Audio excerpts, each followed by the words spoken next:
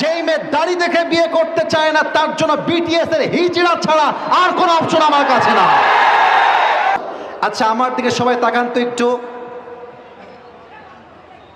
আমার মুখে এইটা কি? আচ্ছা, আপনারা ভয় পান কেন বলেন? এটার নাম কি ভাই? এটা হটাইলাম যেন আপনারা আমার ফুল ফেস দেখতে পারেন। আরেকবার জিজ্ঞেস করতে চাই, এইটা আমার মুখে কালো কালো লম্বা লম্বা কি? এই একজনও মিথ্যা কথা বলবেন না, একজনও বানায় বলবেন না, আমাকে খুশি করার জন্য বলবেন না। আমি যে যুবক বয়সে দাড়ি রেখেছি, চাপ দাড়ি, আমাকে দেখতে অসুন্দর লাগে নাকি সুন্দর লাগে? আনস্মার্ট লাগে নাকি স্মার্ট লাগে? অনেক মেয়ে আছে দেখবা দাড়িওয়ালা যুবক দেখলে বলে খ্যাত,